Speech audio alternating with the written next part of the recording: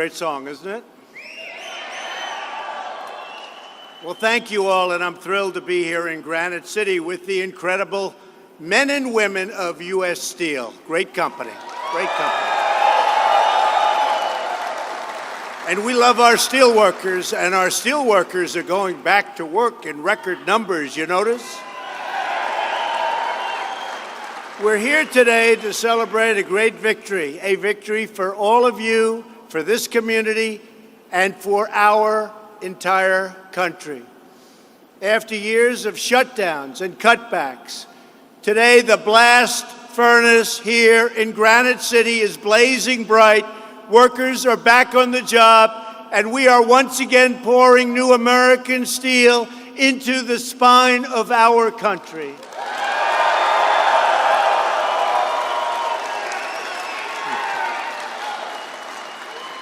I want to thank Secretary Ross, who's here with us today, and Secretary Acosta. And they've been fighting for your jobs, for our jobs, for a long time. We're also joined by the three true friends of American steelworkers, Representative Mike Bost, Rodney Davis, and John Shimkus. Fellas, thank you very much. Thank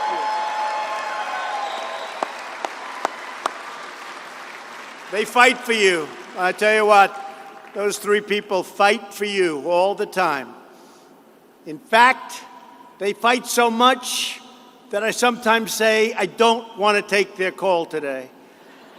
But they're with you all the way. Very special people, hardworking congressmen.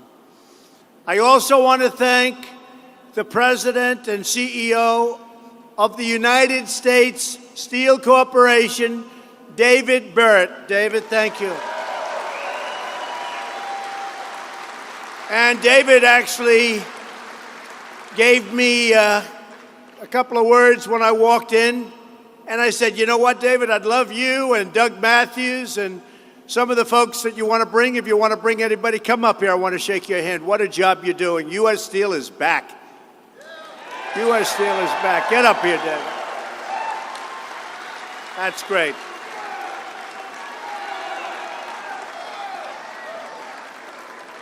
I'd love you to say a few words and explain what's happened over the last 4 or 5 months with steel in the United States. Thanks, David. Thank you, Mr. President. Thank you so much, Mr. President, and also a special thanks to Commerce Secretary Ross for the heavy lifting you've done, and Congressman, thank you so very much, and Dr. Navarro as well, so thank you. Give it up for them.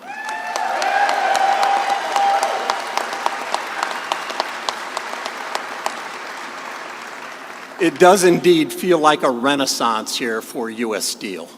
You know, the president's been in office really only a short time, but a lot has happened for our company because of the president. Thank you, sir.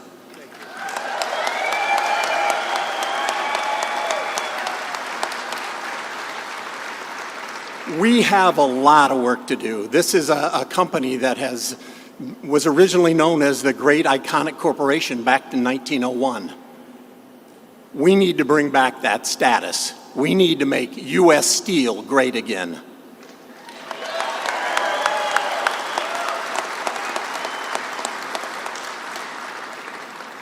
We are so fortunate to have this type of leadership at this point in time. We're so glad you're back, and I'm so glad you're back working safely. You know, we can do this. You know, we can have steel that's mined, melted, and made in the USA.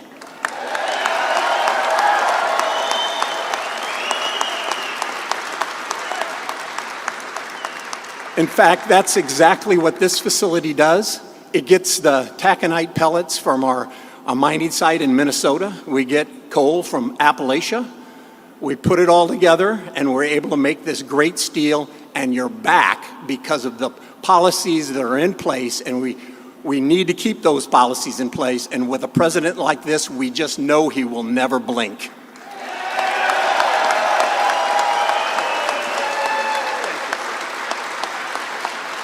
Thank you, fellas.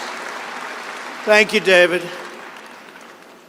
It's been so hard to start the steel business back up. You know, this isn't like a regular business where if you don't have it, it's just fine. You need steel coming from our country. You need aluminum coming from right here in the USA. And we've got aluminum coming out good. We've got steel coming out beyond good. I think we can say that, David. And we have lots of other things happening. And we'll be talking about them as we go along. I want to introduce a very special person, a tremendous talent. Of course, I'm a little prejudiced because she's my daughter, Ivanka. I said, I'll bring you up, Ivanka. Done a great job. She loves this country, I can tell you that, folks. Honey, say a few words, please. Thank you. Wow, it's great to be here in Illinois. One thing I can tell you is that this president and this administration loves its steelworkers. This president and this administration is fighting for each and every one of you, and it is an honor to be here. The economy is booming, steel is coming roaring back, and we're so incredibly proud of each and every one of you. And thank you to US Steel for being here and for having us here. And thank you for this president for enabling it to happen. So thank you, Illinois. Thank you, everyone. Thank you, honey. Yeah, we've made a lot of improvement. A lot of things are happening. And together, we really are starting to live by two very important rules: buy American and hire American, right?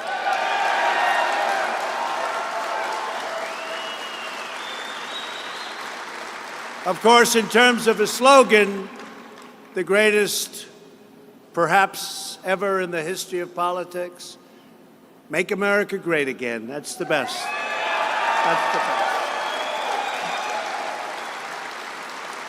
And in a couple of years, we changed that slogan, I hate to tell you this, to keep America great, because that's what's happening. Keep America great.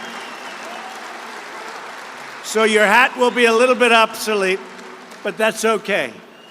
That's okay, because that's what's happening. We've never seen anything like going on right now. You're going to have very big numbers announced tomorrow. I don't know what they are, but a lot of big predictions. If I would have said it on the campaign trail, GDP numbers will be announced tomorrow sometime. I don't know what they are, but I think they're going to be terrific. You know, we took over, it was really low, and it was heading lower, a lot lower, and it was going to be there fast. And great things have happened. So whatever those numbers are, watch for them. Somebody actually predicted today 5.3. I don't think that's going to happen, 5.3.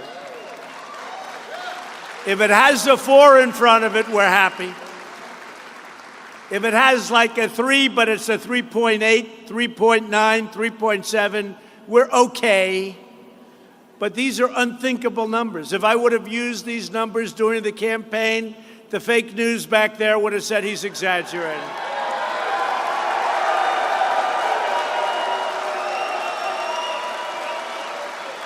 Look at all those cameras. All those cameras. Every stop, I got all these cameras. This never happened to Obama. This never happened to Bush. This didn't happen. They just follow. They're dying to see us make a little bit of a mistake. They analyze every word. They say, did he say that? Could it have been? Did he say something positive about Russia? I think he loves Russia. Be nice to get along with Russia, but that's okay. But these people, they analyze every single word, and they follow us. And you know what? The good news is we can get the word out. We can get the word out. And the word that I get out is what's happened to steel in this country, Dave just said, over the last 6 months. Even though we've been here for a little more than a year and a half, but we really hit it big over the last 6 months with what we've done. They were dumping steel all over the country, dumping it. like it was garbage, and they were putting all of you people out of work. Now you're making your own steel, and the United States is taking in billions of dollars, they never say that, and also jobs. And also, we're recreating a giant industry. We need steel. We need steel plants. And to see an old, big monster plant like this reopening, that is an honor. And I look at the faces of you people. I could be one of you. I could be one of you. I like you guys. I like you guys, I tell you. But I could be one of you. It's true. Looking around, all these good-looking people. It could be me, and I'd be happy if I was, because you're opening up plants all over the country. I think U.S. Steel is opening up 7 plants and expanding. They're taking areas that they never thought they'd see again in the big old plants. They have a little corner of a building, and now they're taking half the building and all of this giant building. It's a big difference, David. Thank you very much for doing a great job. You've been a great spokesman. And I know you're all proud to work at a company where the steel is, in fact, mined and melted and made in America. For more than a century, the workers here at Granite City Mill helped build the most powerful and prosperous nation ever to exist on the face of the earth. Right. They poured the sweat from their brows and the love from their souls to support their families, and they love their country. We all love our country. But bad things were happening. 3 years ago, the flood of subsidized imports and the tidal wave of unfair trade targeting our steel industry and, frankly, lots of other industries. It finally caught up with Granite City Steel. Hundreds of workers were laid off. Your 2 beautiful blast furnaces were idled, and the lifeblood of this community was drained. Over the last 2 decades, nearly 2/3 of American raw steel companies went out of business. More than 1/3 of the steel jobs vanished. We need steel mills for national security. Remember that. This isn't just price. This isn't just, gee, we could do it for a little bit less. We need it for national security. Our steel towns became ghost towns. More than 70,000 hardworking Americans lost their jobs, their hope, and their way of life. You people know it better than anybody. Other countries cheated and broke the rules. They subsidized their industries. They targeted our factories, our workers, our countries. They went after our companies, and they stole our intellectual property like it never even belonged to us, like it wasn't our idea in the first place. Our trade deficit ballooned to $817 billion. Think of that. We lost $817 billion a year over the last number of years in trade. In other words, if we didn't trade, we'd save a hell of a lot of money. And our leaders said the only choice was economic surrender. They surrendered. And by the way, even the politicians in Washington, nobody wanted me to be doing what I'm doing. The country was doing well, but ultimately, it was going to be a very bad thing for our country. So I did it, and I did it when we were the strongest. We're having the best economy we've ever had in the history of our country. And this is the time. This is the time to, right. This is the time to straighten out the worst trade deals ever made by any country on earth ever in history. These deals were made by people, I don't know if they didn't understand or if they didn't care or if they didn't frankly love our country. but we have the worst trade deals ever made in history. But now they're becoming good again. We're here today because America never surrenders. We don't wave the white flag. We only wave the flag that we love. It's called red, white, and blue, and it's beautiful. America is fighting back, and we're winning. We're winning.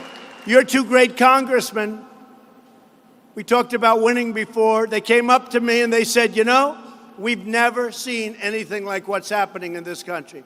But nobody has, because it's never happened before what's happening with us right now. But this is a special industry to me. This is steel. This is steel. And we're watching this one closely. And it's going up, Dave, only up. For years, politicians, other than the three politicians with us today, these politicians ran for office pledging to crack down on unfair foreign trade, only to get elected, get into office, and then do absolutely nothing except let our country get ripped off. But I'm not like other politicians. I've never been a politician before. I only started 2.5 years ago, and I became president. How am I doing, okay?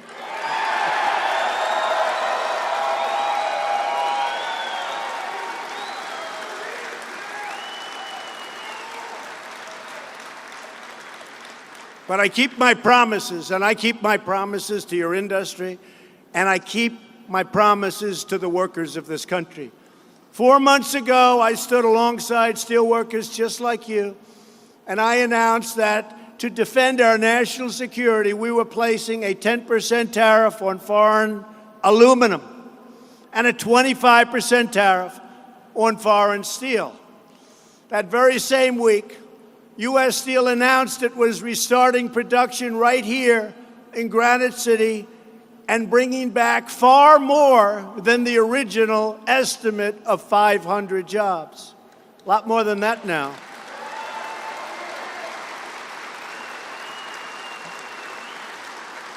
And just last month, U.S. Steel announced the reopening of the second blast furnace, far ahead of schedule, meaning almost 1,000 jobs, and those are good-paying jobs.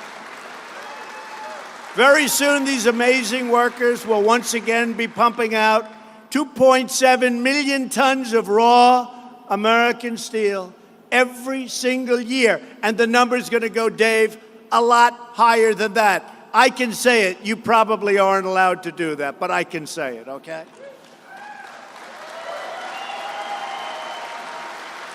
And we know that American steel is the best steel in the world. We don't have to worry about the quality. I was in the construction business. I know a lot about steel and would order steel, and sometimes, depending on where it came from, it wasn't steel. It was a lot of garbage that looked like steel. We don't have to worry about that. And we also know that our steel industry is vital to our security and to our prosperity. If you don't have steel, you don't have a country.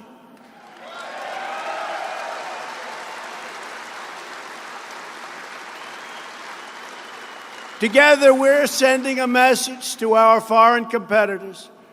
The days of plundering American jobs and wealth, those days are over.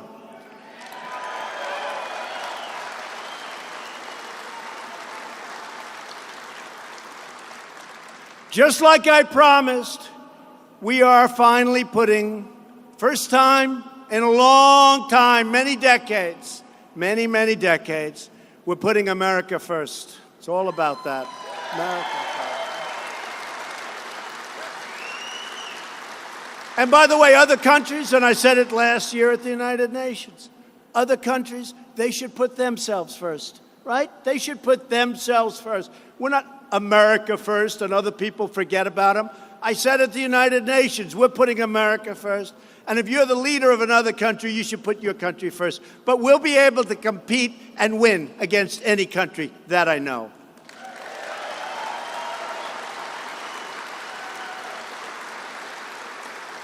I also know that not one person in this room has sat down since I got up and started speaking. And I know that the press will say that he didn't get any standing ovations. That's because they never had to stand. They were already standing. It's true. It's true. They were already standing, so they'll say, this was not a well-received speech. He didn't get any standing ovations. No, they stood. What do you do when they stood from the beginning to the end of the speech? But I want to thank everybody, and thanks to our tariffs, idle factories throughout our nation are roaring back to life. Republic Steel is bringing back 1,000 jobs in Ohio. The Georgetown Mill in South Carolina is finally reopening after 4.5 years. Everywhere I go to make a speech, they say, sir, it's amazing. The steel mill, which has been closed for 20 years, for 10 years, for 5 years, sir, it's opening. And I always mention it in the speeches. Georgetown is one of those places. Big River Steel is investing billions of dollars to build a brand new plant in Texas and to upgrade another one in Arkansas. Nucor is creating 250, but ultimately going to at least 1,000 jobs in the great state of Florida, another state we won big. Commercial Metals will bring 300 jobs and a new micro mill to Oklahoma. Hundreds of aluminum jobs are coming back to Kentucky and to Missouri, hundreds and hundreds. Across our land, we are witnessing an incredible resurgence of American prosperity, not just in steel, not just in aluminum. We've added 3.7 million new jobs since the election, that beautiful, beautiful election in November of 16. It was your election. It wasn't my election. That was your election, folks. That was your election. Including more than 370,000 manufacturing jobs alone. Remember they said, oh, manufacturing is obsolete. I said, let's figure this. It's obsolete. How is it obsolete? How do you make things if you don't manufacture? They said they're obsolete. So we're going to soon be up to 500,000 jobs in a very short period of time. You've heard me say this. I'm very proud of this. African American unemployment has reached its lowest level in history. Hispanic unemployment has reached its lowest level in history. Asian unemployment has reached its lowest level in history. And I'm sorry, women, to disappoint you. This is tough. But I did win that women's vote, didn't I? Remember they said, why would women vote for Trump? Well, I don't know, but I got more than she did. That's pretty good.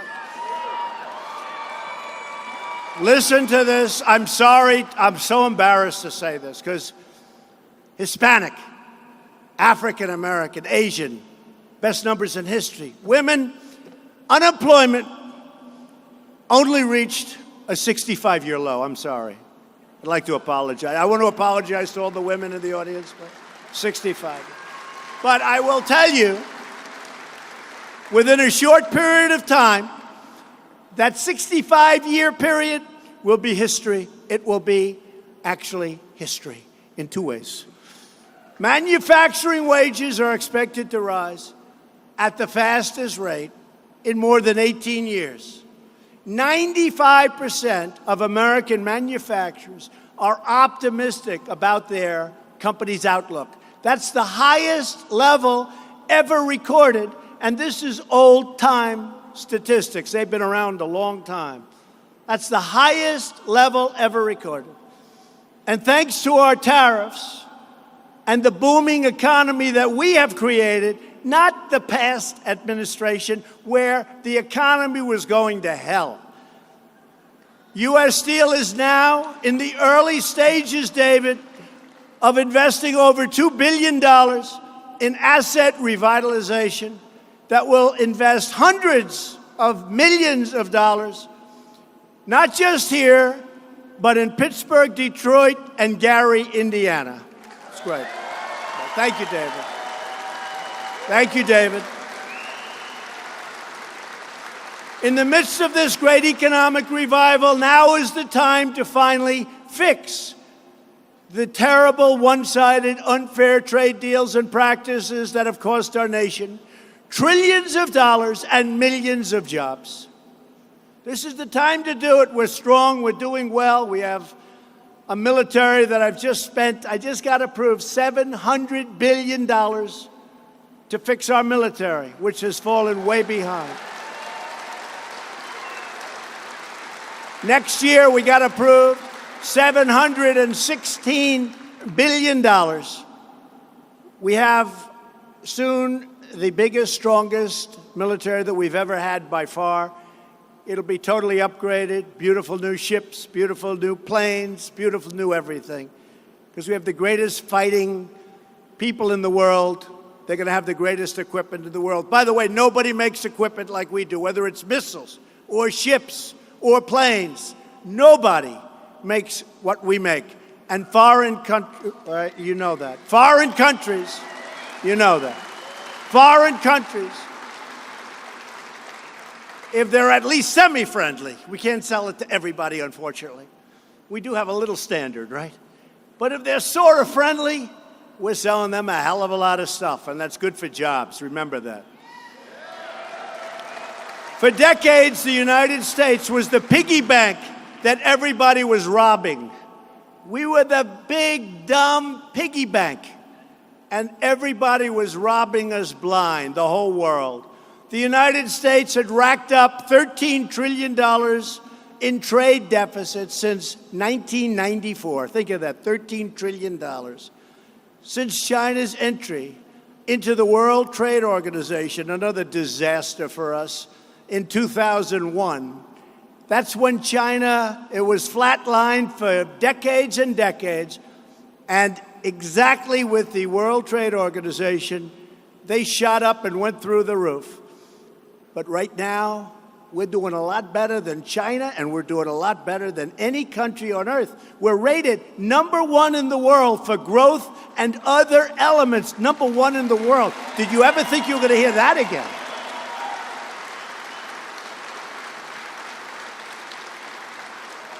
But before, and this is a number that when I'd say it, even on the campaign trail, I used to say, the fake news is going to kill me in this, because if they catch you making a little mistake, I'd say we've lost 60,000 American factories. Factories, not people.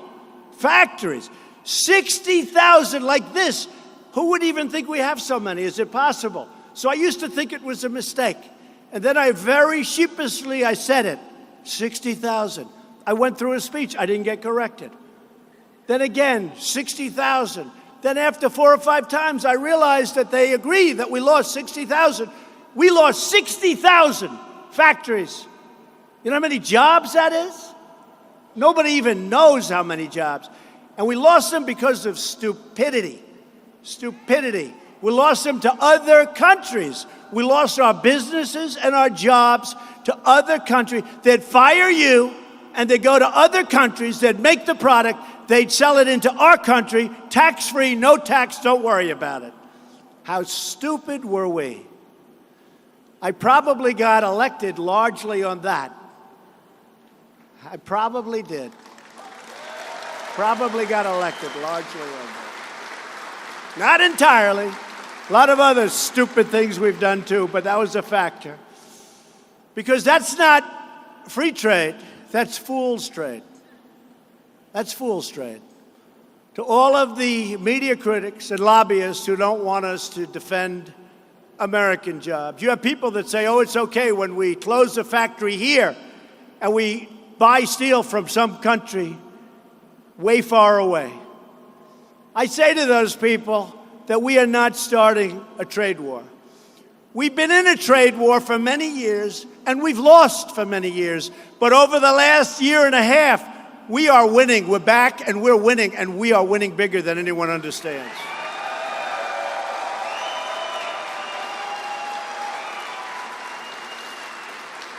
We've taken the toughest ever actions in response to China's very abusive trade practices. And I have to be honest, President Xi is a friend of mine. He's a great man, great guy.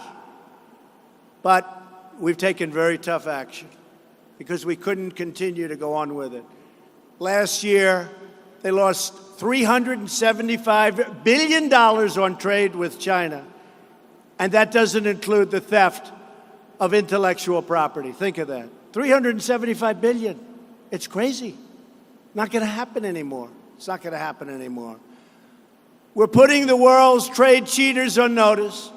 No one rips off the United States of America, and nobody takes advantage of our workers or our companies anymore.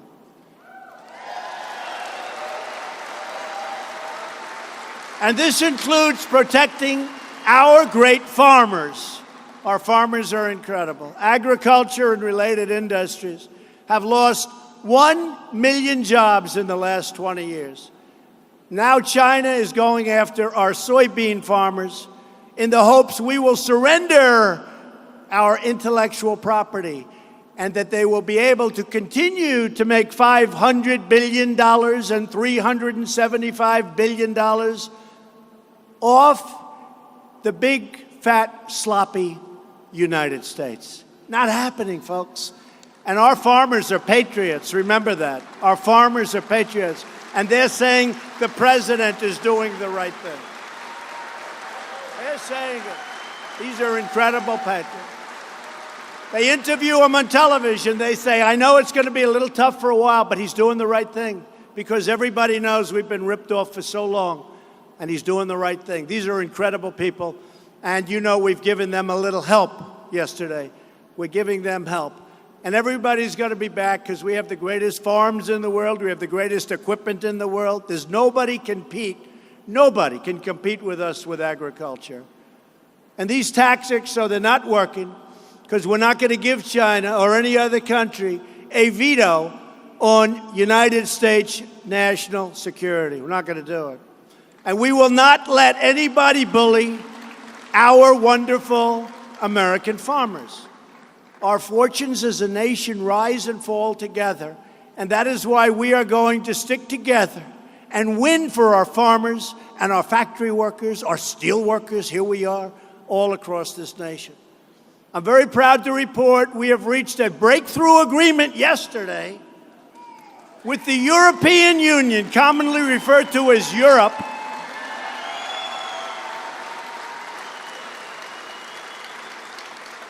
to begin lowering trade barriers and establishing a trade relationship that is fair and, my favorite word, reciprocal. Reciprocal. The European Union, and they understood this was wrong, but they had barriers where they would sell their cars, we couldn't sell cars into them. They would tax us, but we would tax them far less. By the way, I'll give you one example because it really works. When we build a car and sell it into China, they charge us a tariff of 25%. When they build a car and sell it into the United States, we charge them a tariff of 2.5%. And by the way, and they don't pay it. So we get 2.5%, and they get 25%. Other than that, it's a very fair deal. Does that sound fair to you? Very fair deal. I say, where the hell have our people been? And honestly, I don't think they cared. I just don't think they cared. And it's nasty. Look at the bad press I'm getting. These guys, oh, he's putting tariffs on. He's being nasty. He was nasty at NATO. They said I was too nasty to NATO and too nice to Russia. Figure that one out, okay? And yet I'm the one that told NATO and Germany, why are you selling, why are you doing this? Why are you buying all of this gas and paying Russia billions and billions of dollars for your energy. I brought that up. But they said he was so nasty. Well, let me just tell you what happened with NATO. Last year, they paid $44 billion more than they ever paid before. And if you look at NATO, it was going this way. It was going down. Everybody was delinquent. They were, not everybody, but almost everybody. The United States wasn't. By the way, Germany pays 1%, and we pay 4.3%. You think that's good?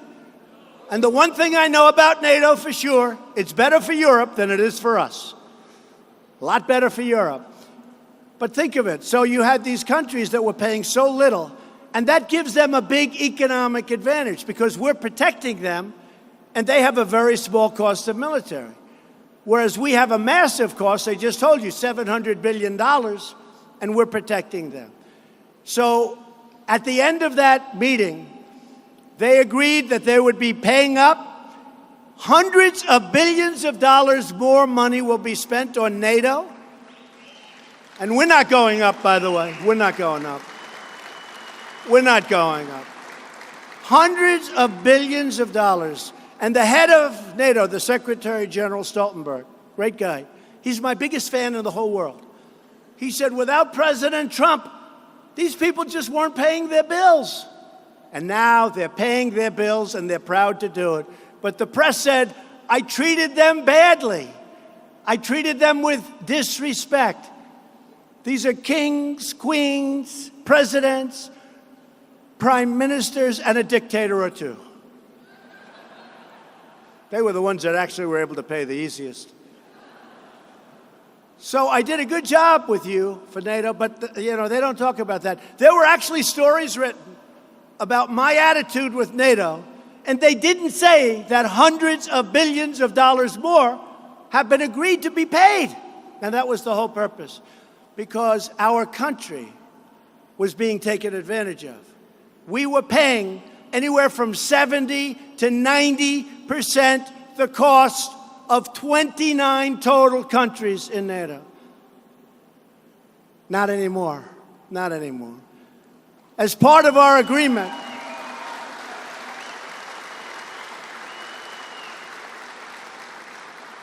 by the way, to finish that up, Kim Jong-un making terrific progress. When I met with President Obama, it sounded like he was ready to go to war with North Korea. It sounded like he was ready to go to war. I said, did you ever speak to him? No. I said, wouldn't it be nice to at least speak? Did you ever speak to him? No. But it sounded to me, respectfully, like he was ready to go to war. Seoul, which is a massive city, 30 miles away from the border. Forget about nuclear. They have thousands and thousands of cannons. They call them cannons. You have massive guns aimed right at Seoul. And now you see what's happening. Now, who knows ultimately what's going to happen? But for 9 months, no nuclear tests, no rockets going up, no missiles going over Japan. We got our 3 hostages back. Got our 3 hostages back. And we didn't pay $1.8 billion for the hostages, by the way. Paid nothing. But he was very smart. And we have established really a very good relationship. But at the beginning, the news was saying, what he's saying is going to cause war. He's being horrible. He's totally unhinged. When I use terms like Little Rocket Man, other terms. But honestly, now I have a great relationship, I think, with Chairman Kim. And I think a lot of good things are going to happen. And without that rhetoric, and without the sanctions, and without all the other things that we've been doing, nothing could have happened. Now you read where they're dismantling nuclear areas. They've already blown up some nuclear areas. They took down all of the propaganda that was all over North Korea, signs, music, all of this stuff taken down, it's gone. Making a lot of progress. But if you read the papers, you wouldn't understand that, because you don't get the real view from the fake news media. So it's just very important. That's one of the advantages. One of the advantages just speaking to tremendous amounts of, look at all those cameras back there, is that it's like the Academy Awards. There's no difference. But one of the advantages, I can say it, it's covered live, much of it. And when I say it, they can't do anything about it because I say it. So at least they hear our point of view. And it's really our point of view, not my point of view. It's our point of view. And it's a point of view of common sense and strength. It's both. It's common sense and it's strength. And the stronger we get, the less people are going to be messing with us. Because we don't want to use that kind of strength. We don't want to use that kind of power. But the more power we have, the more we're not going to have to use it. It's very simple.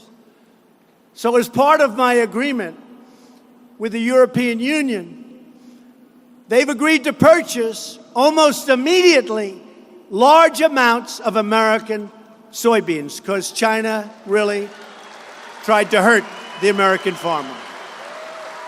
China tried to hurt the American farmer because that way they were going to hurt me, and that way you would go in November and you would vote for people that don't want borders, they don't care about crime, they want to get rid of ICE. Democrats. How about the new one? They want to get rid of ICE. ICE is tough and ICE is smart. And they go in and they knock the hell out of MS-13. These are killers. They use knives because it's more painful than guns. And ICE goes in like it's a day at the office. These are tough people. They got to be tough people. Because MS-13 and these gangs that the worst laws, immigration laws in history have allowed into our country. Catch and release. How about that one? You catch a criminal. You take his name and then you release him. He's got to show up to court within 4 or 5 years. In the meantime, they're committing crime in our country. These are the laws we have to work with. And despite that, we're setting records. But we have horrible, horrible immigration laws, and we're going to get them fixed. You got to vote Republican, folks. You got to vote Republican. Vote for these two congressmen. They know what we're doing. They know what they're doing. They're tough, and they're smart. They're also going to increase purchases, European Union, of American energy and work with us to protect intellectual property, which is being stolen at levels that nobody's ever seen before. I want to personally thank European Commission President Jean-Claude Juncker for working to forge this historic agreement. He's actually a very tough, very smart, very good man. Of course, if I didn't make a deal with him, I wouldn't be saying that.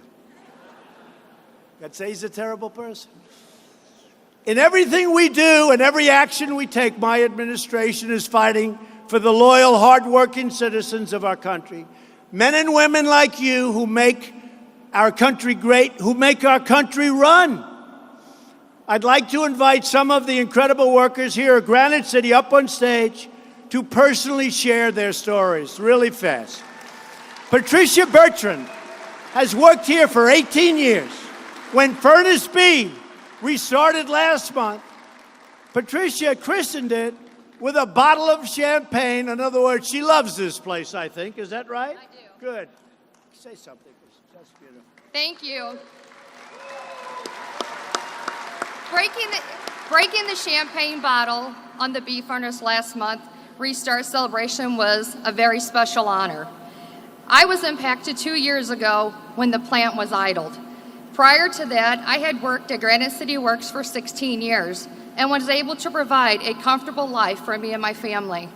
Granite City Works is home to me, and driving past the quiet plant was difficult. Many families, including my own, suffered in local businesses. It is great to see the plant up and running, everyone back to work, and the community thriving. Thank you, Mr. President. Beautiful job. Thank you. Thank you, Barry. What a good job. Patricia, don't ever run against our congressmen, please, because you're going to win, and we need them. Don't ever run against them. What a great job. Also joining us is Tony Zadalek, a bricklayer who has worked here for 36 years Tony, come on up. Tell us a little bit how it feels to be back on your job. Thank you, man. Man, pinch me. I can't believe this. I want to thank everybody here for having me up, and especially President Trump. 2 years ago, like a lot of people in this room, I got a phone call that was a gut-wrenching call, not knowing where the next house payment would come. 3 boys in college at the time, and in those 2 years, thanks to Mr. Trump and everybody who supported him, we're back here now. Things are better and future looking fantastic. Again, thank you for supporting him, and thank you. Thank you. Take care. Wow.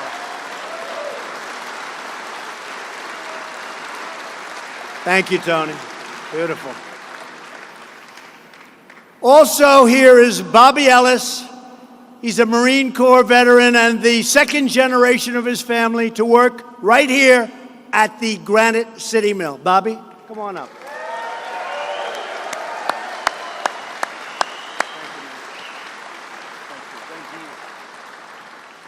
How exciting is this? Hey, you know, I grew up here. My mother, God rest her soul, Nellie Ellis, worked at the machine shop, coal mill, 37 years. I joined the Marine Corps. I realized what kind of family that is. You guys, each and every one of you guys and gals are my family. We love you. Start up, stay up.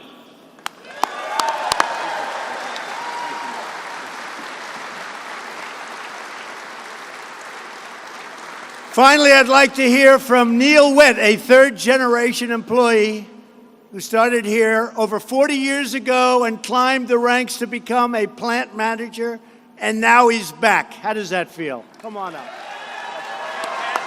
Thank you, man. Thank you very much, sir. On behalf of my work family here at Granite City Works, I thank you, Mr. President. It truly is a family here. I see the familiar faces of the people I've known for years and every day. As I grew up with most of you, went to school with most of you, are your parents. As plant manager, it was difficult laying off people and getting the calls. After the layoff, hearing about the struggles, hearing about their personal lives, hearing about the community, how it was suffering. However, the plant was able to come back thanks to all the hard work from every one of you and the dedication from every one of you. And your support, Mr. President.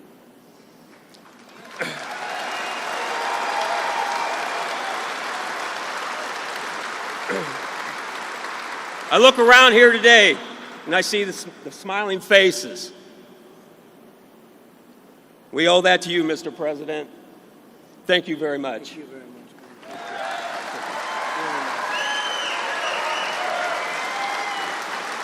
Incredible. Incredible job. Thank you. All four. Thank you very much. And those stories are inspiring for everybody in our country, and you have a lot of people listening right now. We want every American to know the dignity of work, the pride of a paycheck, and the satisfaction of a job well done. That's what's happening right here in Granite City. Made in America. It's not just a slogan, it's a way of life.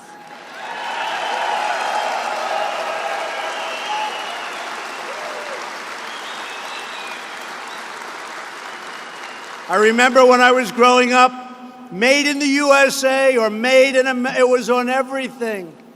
It was on everything. A country, Czechoslovakia, a long time ago. People used to take single dollar bills and they used to paint them and paste them onto the windshield of their car because it represented America. That's all coming back now. That's what's happening. Made in the USA, made in America. We're proud of it again. With your help, we are lifting up workers all across our land. We are lifting up the miners who blast ore from Minnesota's Iron Range, the dock workers in Duluth who loaded onto barges 1,000 feet long, the crew members who navigate down the Great Lakes, through the Michigan Solux, and on to Illinois, the rail workers who haul it right here to beautiful Granite City.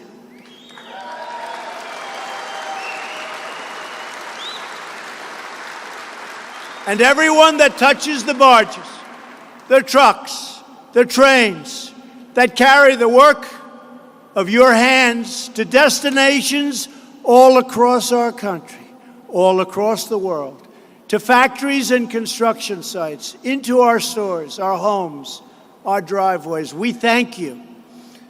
We are a nation of builders, makers, and creators. In the furnaces of our factories, we forge American prosperity, power, and prestige. Remember that word, prestige. Our country is becoming prestigious again. I meet with leaders. They all come to me and they congratulate me on what we've done. They respect us again. America is back.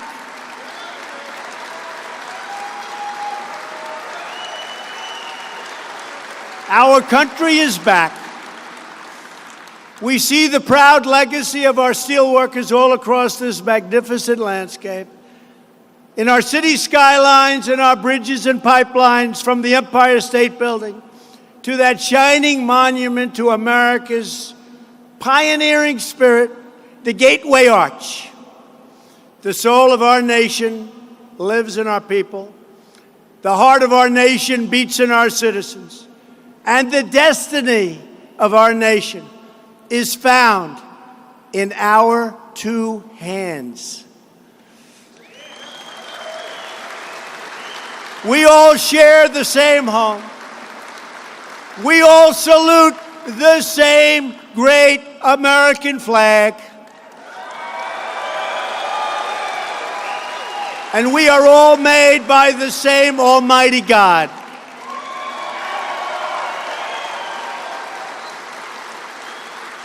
I will never stop fighting for you because I know that you are the ones that are rebuilding our nation. You are the ones reclaiming our dreams. And yes, you are the ones who are making America great again. Thank you, God bless you, and God bless the United States of America. Thank you, everybody.